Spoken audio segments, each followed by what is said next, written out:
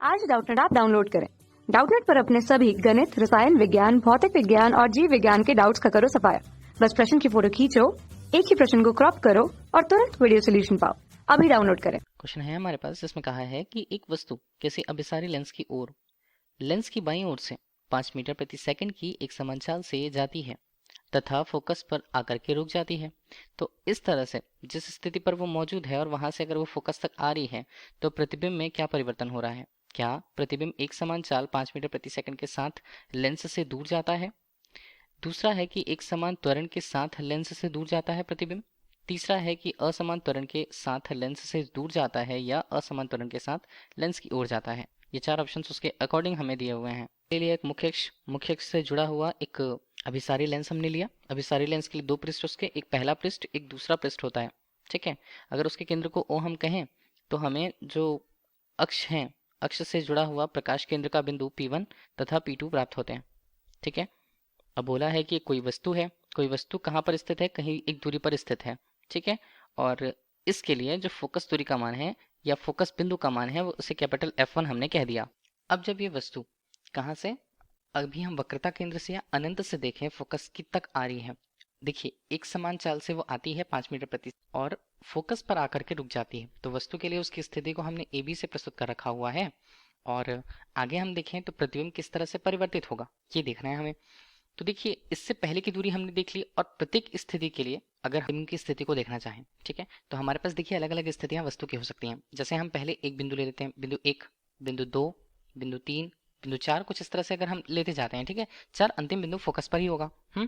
अब यहाँ से इसके संगत अगर हम उन दूरियों को देखना चाहते हैं, जैसे कि अगर हम ध्रुव से ही देख रहे हैं ना, तो ये दूरी है, एक दूरी ये बन गई, फिर बिल्कुल उसी तरह एक दूसरी बिंदु यहाँ पर बनती है, फिर तीसरी बिंदु हमें कुछ इस तरह से मिलती है यहाँ पर 2 पर, और फिर जा कर के एक और स्थिति हमें मिलती है। तो चार अलग अलग स्थितियां हमें अगर वस्तु की दूरी अगर हमें मिल रही है तो इसे हम क्या लिखते हैं, इसे U4 हमने लिख लिया, इसे U3 हमने लिख लिया, U2 और U1 हम कह देते हैं। ठीक है, लास्ट को।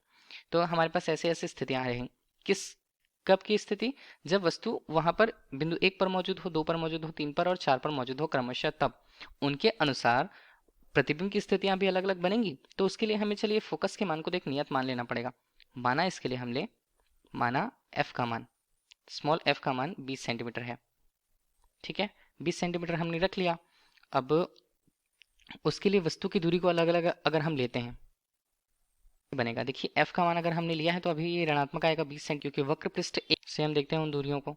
ठीक है, तो O से देखेंगे P तक की दूरी तो वो ऋणात्मक में ही आना है, तो O से F1 तक की दूरी ऋणात्मक में ही आएगी। तो वस्तुओं की स्थिति अगर हम लें, देखिए अभी हमारे पास एक सूत्र होता है, 1/, लेंस का सूत्र 1/, स्मॉल f का मान ये किसके बराबर होता है, ये होता है 1/v, 1/v ऋण 1/u के रूप में। ठीक है, तो ये हमारे पास फोकस, वस्तु की स्थिति और वस्तु के प्रतिबिंब की स्थिति के मध्य एक संबंध है। ठीक है, f का मान तो हमने नियत रख लिया। मान लीजिए U1 U2 के मान भी अगर हम एक उदाहरण के तौर पर लेते जाएं, ठीक है, मानों को हम लिखेंगे। जैसे U1 हमारे पास हो गया ऋणात्मक रूप से 50 मीटर होगा।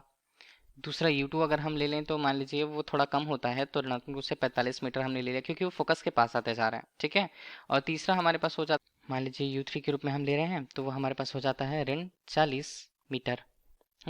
और U4 हमने इस तरह से ले लिया तो ऋणात्मक रूप से 34 मीटर हमने कहा। ठीक है, अब इनके संगत हम वस्तुओं के लिए उनके प्रतिबिंबों की दूरियां देखनी चाहें या प्रतिबिंब की स्थितियां देखनी चाहें, तो पहले U1 के संगत उसका मान रहेगा V1, और V1 का मान कितना आता है, हल करने के बाद 33.3 मीटर पर आएगा।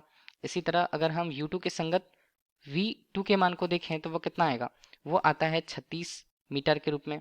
इसके अलावा U3 के संगत देखें तो V3 का मान यहाँ पर आता है 40 मीटर के रूप में। और अगर हम V4 के संगत देखें, माफ कीजिएगा, U4 के संगत देखें तो V4 का मान हमारे लिए आता है 46.7 मीटर के रूप में। ठीक है, इस तरह से प्रतिबिंब की स्थितियां हमें कैसे मिल रही हैं, पहले तो 33.3, 36, 40 और 46। तो देखिए इनके बीच अंतर एक नियत अंतर नहीं है, तो हम इसे क्या बोल सकते हैं, असमान विस्थापन कह सकते हैं। असमान विस्थापन किसका हो जाएगा, प्रतिबिंब का विस्थापन है। तो विस्थापन के संगत ही अगर हम समय के साथ एक नियत समय के मान के साथ या समय के परिवर्तन के साथ देखें तो उसे हम क्या कहेंगे, उसे हम कहेंगे असमान त्वरण। ठीक, तो असमान त्वरण से ये क्या होते जा रहे हैं, इनका मान बढ़ते जा रहा है। तो असमान त्वरण से ये लेंस से दूर जाते जाते हैं। ठीक, तो इस तरह से ही हम कह सकते हैं कि असमान त्वरण से ये देखिए संख्या का मान जो है वो बढ़ते जा रहा है। बढ़ते जा रहा है मतलब ये दूर की ओर जाती जा रही है। ठीक, तो ये दूर की ओर जा रही है, तो इसलिए ये क्या हो जाएगा, ये हमारे लिए हो जाएगा कि असमान त्वरण के साथ ये लेंस से दूर जाता है। तो ऑप्शन सी हमारे लिए क्वेश्चन का राइट आंसर होता है। Thank you. कक्षा 6 से 12वीं से लेकर नीट, IIT, JEE वो एडवांस के लेवल तक 1 करोड़ से ज्यादा छात्रों का भरोसा। आज ही डाउनलोड करें डाउटनेट ऐप या व्हाट्सएप करें अपने सारे डाउट्स 8400 400 400 पर।